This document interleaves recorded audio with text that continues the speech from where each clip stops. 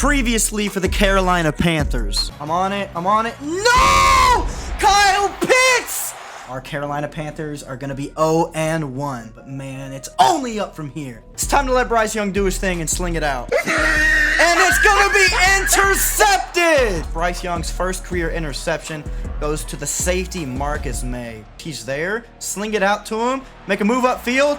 Hayden Hurst is going to get into the end zone. His second touchdown of the season. And they're going to get a touchdown. Defense is a problem right now. This time it's going to be intercepted again. We're going to pass once more. And that's going to be intercepted. We're going the other way. That's going to be 6 for the Carolina Panthers. And he's going to throw it to Deion Jones. Running it back the other way. That's another interception. He's going to go to Deuce Vaughn. And Bryce Young's going to walk in for a touchdown. Spike it for the home fans. We are going to take the lead. They are going to run it with Kamara, and he's going to get the first. Goal line set again on 2nd and goal. It is going to be a pass, but we're going to get a strip sack. Fumble! Tuttle will pick it up. Your Carolina Panthers are going to come away with our first win of the season. Look at the big man rumble. He's going to break ankles and get in the end zone. That's a touchdown. And ladies and gentlemen, this game is over. Ladies and gentlemen, what's up, gamers? It's your boy Kai Rogus, bringing you back to the Panthers franchise series. The Carolina Panthers. Last week, we got our first win of the season against divisional rival New Orleans Saints. And it was honestly a very weird game. Our offense did not really produce at all. We only had one true touchdown drive, which was in the first half. Our other 2 offensive touchdowns came off of takeaways from our defense that set us up in amazing field position. But Bryce Young had 2 picks. It was a rough game offensively. Defensively, in the first half, we started out terrible. But then we got a pick 6 to end the first half. But then our defense took over in the second half, shut out the New Orleans Saints in the second half, including capping off the game with a strip sack fumble from Deion Jones that was returned by Shy Tuttle all the way across the field down to the 4. And ladies and gentlemen, that big man was rumbling. Speaking of Deion Jones, if we view these weekly awards for the first time this season happening in week 2, we have a player of the week because Deion Jones, our backup middle linebacker, who I probably am going to play as the starter right now, had 12 tackles, a sack, which was the only sack of the whole game on either side. The Saints did not sack Bryce Young once. Our only sack of the game was at the very end. Deion Jones strip sack, forced fumble. Not to mention, he also had an interception. I believe in the third quarter, the Saints' first drive of the second half, Deion Jones got an interception. So that second half, he was making tackles. He was strip sacking for the win, getting an interception all over the field across the entire NFC. He's the defensive player of the week. But we really don't have that much to talk about this week. We've got a couple of games under our belt. We have a loss, we have a win. There is the first mock draft of the season, so we can see what players are projected to go where. But seeing as that we don't even have a first round pick in this draft, I'm not even sure if we are going to appear here anywhere. Does it go longer than the first round? Doesn't look like it, so it doesn't even matter to us. But yeah, in the first game, our offense performed absolutely spectacularly, as best as we could ask for, at least. In the second game, they were almost a non-factor in the entire game, apart from one touchdown drive that we had. So obviously we need that to change, but I don't think we need to make any personnel updates. We did trade for Deuce Vaughn in the last episode, who ended the game with a touchdown, but he had 5 carries for -1 yard. So needless to say, I wouldn't say that the move for Deuce Vaughn has quite yet been a positive game changer for our team, but he did get a touchdown there at the end. It was a gimme for sure. But our defense was unreal last week. Shy Tuttle, the 70 overall, number 99. Oh, what a fun big man play. It does actually look like we have players ready to negotiate their contracts. Now, this is going to be fun. We are going to have to figure out what players we feel like we should, want to, or need to re-sign. For those that are or aren't interested, we're really going to have to make some moves. Look at this. Our best player on defense, Brian Burns, has a very low re-sign interest. Deion Jones is relatively low. DJ Chark, who is our second best receiver on the roster, has a very low re-signing interest. I wonder if that is in part due to us moving him to third receiver on the depth chart behind both Jamison Williams and Jonathan Mingo. But we're going to deal with figuring out contract extensions later. It is nice to know which players have their contract years coming up so we can know who we need to be watching out for and evaluating if we want to continue to have them on the team or not. But we're not going to waste much time this week. We're going to just run through our weekly game plan here and hop into our week 3 game versus the Seattle Seahawks. Definitely going to be the most talented, toughest team we've played up to this point, I believe. As far as our game plan, they have second-year running back Kenneth Walker, who I was actually a massive fan of when he was at Michigan State, and now he's on the Seattle Seahawks, which are my second favorite football team in real life. So, big fan of Kenneth Walker, and you know what? We have not been able to stop the run all season yet. Bijan Robinson had a career day in his rookie debut, and Alvin Kamara was the most effective piece of that Saints offense last week. I do think what I want to be most careful about defending is probably the deep pass this week. They've got DK Metcalf, they've got Tyler Lockett. I'm afraid of what those receivers might do over the top, specifically DK Metcalf. He's massive. He's a jump up and go get it receiver, but he's also one of the faster receivers in the league. He is just a physical specimen who is extremely difficult to manage on the defensive side of the ball. For our offensive game plan, we are going up against Bobby Wagner, a pretty high overall, but he is not quite what he used to be. They have Jamal Adams back there as well. And we know they've got second-year cornerback Tariq Woolen, who is a speed demon in that secondary, and definitely is trying to make Seattle feel like some kind of a no-fly zone. But I think we want to get back to getting Bryce Young on the right track this week. I am honestly considering just ignoring the run game for the most part and just airing the ball out the whole game. Now, very comically, I said, let's let Bryce Young do his thing, and the very next pass he threw was an interception. So I'm not going to, throw any bad juju or try to jinx anything there, but I am going to try to have Bryce Young take over this week. As far as our weekly game plan, I still don't know if I want to do anything crazy. I feel like 2 passing touchdowns, which we didn't even reach last game. We only had the 1. I feel like 2 passing touchdowns is still a reasonable goal to reach, and that's still effective with the 4 staff points. Like if I went 350 plus passing yards, I feel like it's a lot more difficult to get and only gets us 1 more staff point. And I am not going to bank on forcing 3 turnovers. We're not going to have 5 rushing touchdowns or 200 rushing yards. So I'm going to say the 2 passing touchdowns again. I think everything's going to be pretty much the same. I feel like 24 points is a reasonable goal for our defense to hold teams to.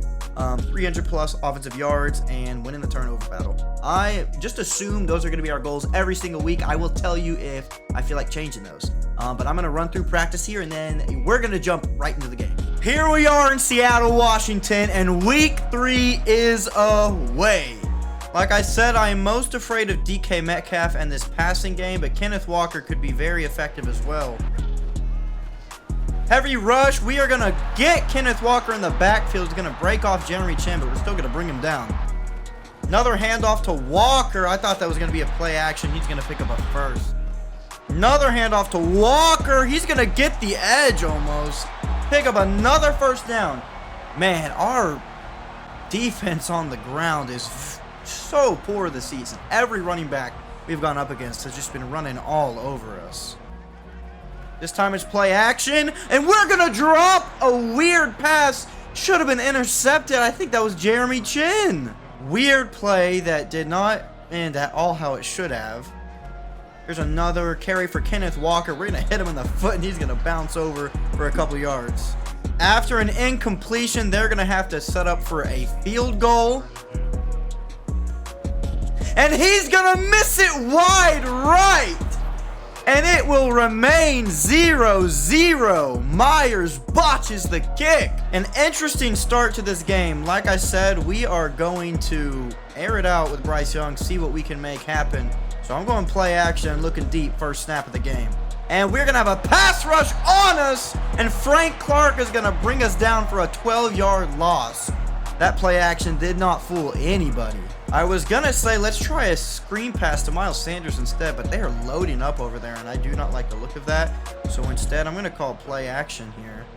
And send Hurst deep. And Mingo over the middle. Play action. We might have had Mingo, but we'll dump it over to Sanders. He'll pick up about 8. Play art's already out of whack, but on third down this time, we will dump the screen pass to Sanders. We're going to have some space, make a hard cut, and get near the first down. 4th and 2, middle of the field. They don't even think we're in field goal range. I'm not punting this ball. We are going for it. 4th and short, going to play action, look for something quick.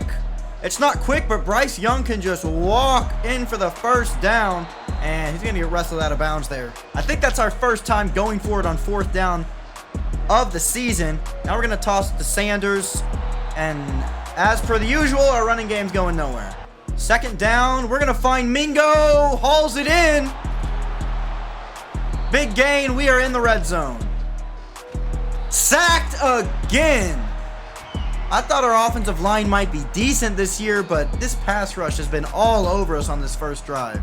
First snap of the second quarter is a big 3rd down. I'm rolling out right. I'm going to hit a bad pass over to Mingo. I tried to position to keep him towards the middle of the field where there was so much space, but not on the same page there, and he kept running that route. We're going to have to settle for a field goal. End of the 8-mile-an-hour wind. Not my most accurate kick, but it's going to go through regardless. And that's 3-0 Panthers. Here comes the run. Oh my gosh. J.C. Horn, my user's going to get pancaked, but we'll still fly back there to cut stick Kenneth Walker for a 0-yard gain. No gain. 2nd and 10. They've got a bunch left. I'm going to fly over the top with Jeremy Chin. Okay, something flashes deep. Oh, I'm going to miss the tackle out of the flat and let Tyler Lockett pick up 8 yards. That's on me. I should have played the receiver there. Part of me was being greedy. I tried to jump it. 3rd and 2. We got a chance to get another stop here on defense. Looks like a run to the left. I'll stop a cut-up lane, except he'll do it anyways. And Kenneth Walker picks up the first. They are feeding Kenneth Walker in this first half. 2nd and inches is going to be a misdirection run to Walker, who will pick it up and break a tackle for good measure. And Deion Jones, NFC Defensive Player of the Week, is hurt, and he's going to limp to the locker room.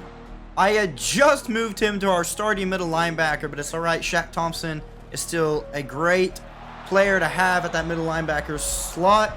Technically, should be better considering pulled hamstring will return soon. Re-injury risk is high.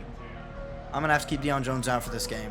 The reigning Defensive Player of the Week is going to have to be out the rest of this game. I cannot risk a longer sustaining injury for the sake of one regular season game. But Shaq Thompson was the starter in week 1. He should be a fine replacement. It's going to be a play action this time. And incomplete. He was looking for number 11. That's Smith and Jigba. 3rd down here. Our defense was what won the game for us last week. Had a chance to get another stop, but it's Tyler Lockett picking up the first down. Another run for Walker, who's going to get a cutback and fly down the field all the way down to the 16. Already the 2-minute warning of this first half, and it's still just 3-0 Carolina. I'm going to try to keep this pressure up on Geno Smith. And he's going to complete the... It's going to be dropped! I think that was Tyler Lockett who dropped an easy touchdown. Oh my gosh, that should have been 7-3 Seattle. Bailed out that time by the drop. Now it's 3rd and 6. We can hold him to 3 here potentially. It's going to be a run to Walker, who will have a lot of space, but we will make the tackle. Shaq Thompson injuring Kenneth Walker in the process. He will go to the locker room as well. On 4th and 1, it looks like Seattle is going for it. Kenneth Walker just went to the sideline. I don't think there's a way. Oh my goodness, they are going to pass it. And it's going to be an out route on the right side of the end zone to Hunter Henry for a touchdown. That is now 5 of 6 passing touchdowns against us on the year being out routes on the right side of the end zone. I'm in disbelief. I'm in actual disbelief. We've got 3 timeouts and 1:23 seconds to try to get down the field. 2nd and 10. And if he'll fly up, right on the sideline, Jonathan Mingo will haul it in. We'll get a first down. That's a tough play to make happen there, but our rookie duo and Bryce Young and Jonathan Mingo make it happen. This time we're going to run it with Bryce Young. Won't get a block. I'll try to slide, but take a hit on the way down. No flag. DJ Chark beats his man. We're going to haul it deep. And he'll get to it. Oh my goodness. That was all kinds of out of Bryce Young's range. I didn't think he had the arm strength to get it there, let alone make an accurate pass. But on the run to the right, he'll hurl it deep to DJ Chark Jr. for the touchdown. Oh my goodness. The Carolina Panthers will get the touchdown before half. DJ Chark, who said he is not interested in coming back to the team. I think it has something to do with that's moving him down on the depth chart. He comes up with the biggest play of the whole game. We all know what happened the last time my team tried to throw a Hail Mary on us. Last play of the first half. Jeremy Chin is lurking over there to do it again, but it looks like they're going to the edge. Jeremy Chin's watching it. Oh, I'm on it. Jeremy Chin again. Jeremy Chin! It's going to fall incomplete. That's going to be the first half. That felt like a short first half. We are up 10-7. First play of the second half. It looks like Williams beat his man. We're going deep. Complete! And he's going to break away! Flaunt that ball to the 12th man, baby. We're going into the end zone for a touchdown. Carolina way out in front. Jameson Williams' second touchdown of the season. And they're going to break a huge run out left side. And it's, oh my goodness, number 25. Who are you? You just had another interception dropped. So many drop balls in this game. And that time it's going to be intercepted by Von Bell. Ladies and gentlemen, we are all the way in the driver's seat. Let's put this away. Nowhere to go there on third down. Looks like we're going to chew up some clock, but have to punt it away. We're going to give a shot to Tyler Lockett. Should have called a fair catch, my boy. And they're going deep to Metcalf this time. Who will catch it? He'll make the grab deep. DK Metcalf for 33 yards. And he just ran right by J.C. Horn. J.C. Horn, I've been wanting more out of this year as our number one corner. They're going to toss it left, have all the space in the world, and he's going to walk in for a touchdown. Just like that, it's only a 3-point game. Feels like we have been dominating in this one, and they clap back there. All right, we can't let our foot off the gas here. I'm liking the idea of starting out these read options again. Those were effective for us last week. Bryce Young will keep it and have nowhere to go as Hurst decided just who needs to block. To end the third quarter, we're going to get Deuce Vaughn involved on this screen pass. We do get it to him. He's got space. Running down the sideline, he'll pick up the first to end the third quarter. Deuce Vaughn. That's 16 yards, and as per the usual, our running backs being more effective in the passing game. See if we can switch that up with a handoff to Vaughn. He actually will have some space. Cut it up for a first down, 1 rush, 11 yards. Feed Deuce until he makes us regret it. He's got space in the flat. A man to beat. We'll try to make a move. Had so much grass in front of us, but he'll be brought down. This time we have got Hayden Hurst on the out route. He will haul it in, take a shot, but complete. A quick one to Chark, and it's going to be overthrown and intercepted. A horrible ball by Bryce Young. The rookie with an abysmal toss. The only silver lining being they are backed up to the 4. Let's see if we can put some pressure on them here. They're going to stick with the run game. And they'll pick up 4 on that somehow. It feels like we have just outplayed Seattle in this game, and yet we cannot find a way to pull away. And the corner route will torch us, and he's got space. Jamie Robinson brings them down, but they are already up to midfield. 2:44 left to play, and they're only down 3. Momentum is on Seattle's side now. Woods will force a knockout there. I thought that was a done deal as a completed catch, but Xavier Woods punches it out. Another handoff. Kenneth Walker is back in the game now, and he turns the corner and is going to make it into the end zone. Seattle takes the lead with less than 2 minutes to go.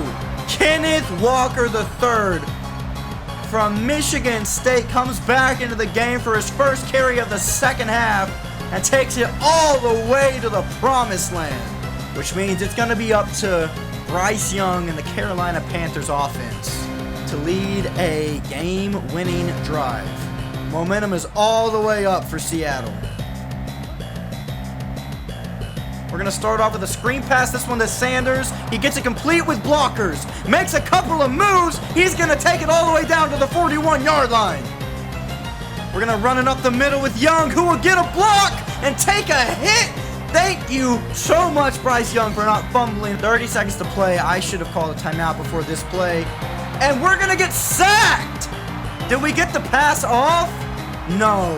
I got to call a timeout. Are we going to choke this game away? It's like we got punched in the mouth and don't know how to respond. 2nd and 23. Jameson Williams over the middle. Bryce Young hit as he throws. 3rd and 23. 23 seconds to play. If there was ever a time for an iconic signature moment in a rookie season, now would be the time. He's going to throw it. We're going to have Jonathan Mingo open for the first down, and it's going to not connect. Was that overthrown by Bryce Young? A prime spot for the signature moment. We just talked about Jonathan Mingo on the post. Wide open for a first down, and it's just not there. Where did we go wrong? 4th and 23. It will take a miracle. And the pass rush hits us immediately. We are going to lose this game. Bryce Young didn't even have time to blink on that play. They sent 5. And who else but Bobby Wagner with a free rushing lane to just pounce on Bryce Young and seal the win for Seattle. This loss feels infinitely more frustrating than the Falcons' loss in week 1. We had no reason to lose this game. Absolutely none. I don't even know how it happened. Everything went right for us. We had takeaways. We had 2 deep bomb touchdowns. And we still found a way to lose. And just like that, your Carolina Panthers are 1-2. Bryce Young looked like he was having a good game. Still had 114 passer rating by the end. 10 of 18 completion-wise with only a 55% percentage, but it was a lot better despite a couple of those throws, especially at the end. He did have the 2 passing touchdowns, which were both deep. On the ground, our rushing game was still almost non-existent. 27 yards from Bryce Young, 4 from our starting running back Sanders, and 11 on the 1 rush from Deuce Vaughn. Sanders had 3 catches out of the backfield for 37. Our 2 leading receivers, as far as receptions, were our running backs. 37 and 27 yards. Mingo with 39. Mingo got open on that 3rd and long for the game-changing first down. I don't know if it was he didn't push himself to get to the ball, or if it was just a missed throw by Bryce Young, but it was right there and just didn't connect. Hayden Hurst had 1 catch for 17. Jameson Williams had a single catch, but it was 75 yards to the crib. DJ Chark had 1 catch as well. Our 2 touchdowns were the only catches for those receivers, and they were both bombs for touchdowns. Defensively, Von Bell, 2 tackles for loss and an interception. Gotta be player of the game for us. We did not have a sack this week. Brian Burns had 2 sacks in week 1, technically a sack and a half. In week 2, Deion Jones had our only sack, which was the game-winning sack at the end of the 4th quarter, and we don't have a sack this week. It's frustrating. We had absolutely no business whatsoever losing that game. But we got to find a way to pull these close ones out. It's like I said it there, it's like we got punched in the mouth and didn't know how to respond. We had every reason to be winning that game. A couple of things went bad for us, and suddenly Seattle had all the momentum in the world, and we weren't able to recover. That's going to do it for this episode of the Carolina Panthers franchise. I'm going to see you next week when we're going to face the Minnesota Vikings, who are 0-3, looking for their first win. I would think they're the most talented, toughest team that we are going to play up into the season thus far. But they're 0-3. They're going to be hungry, looking for their first win, but we're looking to get back in the win column and make it back to 500. Can't wait to see you there next time for that game. But until then, I'll have to catch you later. Peace out. Mwah. See ya.